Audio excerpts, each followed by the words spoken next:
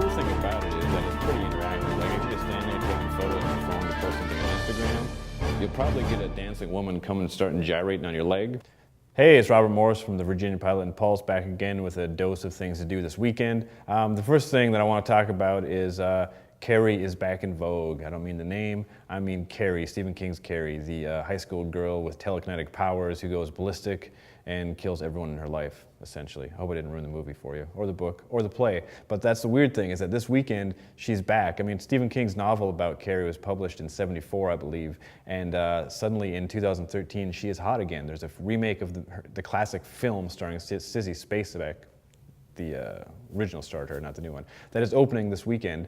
And there's also a local production of Carrie the Musical at Generic Theater this weekend. It's Friday and Saturday at 8 p.m. and then 2:30 p.m. Sunday in the Generic Theater in the basement of the Chrysler Hall here in Norfolk. You know, if you're a Fish fan, the band, not the food, I'm sure you're well aware that they're playing here Friday, Saturday, and Sunday. 3 sold-out gigs at the Hampton Coliseum, this place they call the Mothership.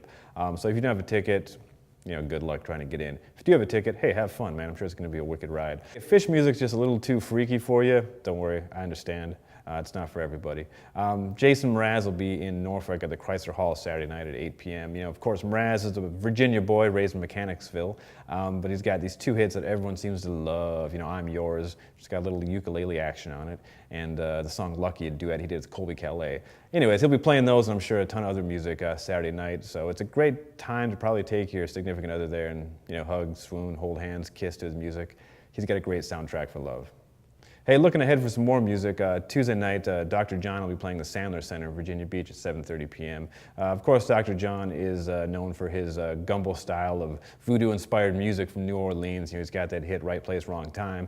But the most interesting thing about him is probably his recent work, not his classic hits. He put out a record last year that was produced by Dan Auerbach of the Black Keys, and it's one of Dr. John's best records to date, no exaggeration. Go check it out. He's really good. I've seen him before, and I didn't really like his music at the time, but he blew me away.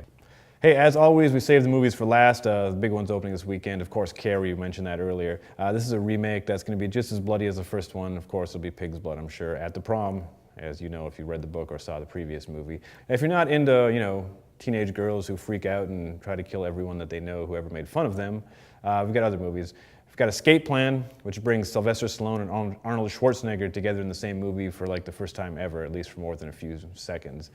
This has the guys in a prison where they're trying to break out. We know what's going to happen. They're going to break out, man. They're going to get beat up along the way, and they're probably going to become friends and best buds as they do it. It'll be a classic 80s kind of motif, and everyone will love it unless you don't like that stuff. The third big movie opening is The Fifth Estate. This is something that Mal Vincent, our critic here at The Pilot, said is one of the best films of the year.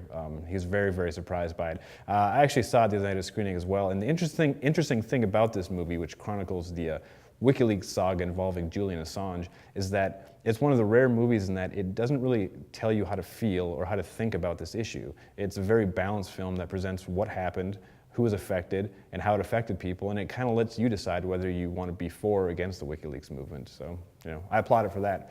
As always, if this stuff doesn't trip your trigger, go to hamptonroads.com and check out our calendar or stories of things to do. And you can also read Pulse, which comes out on Fridays, and we've got a litany of things there that you can check out and plan your weekend to. Talk to you later.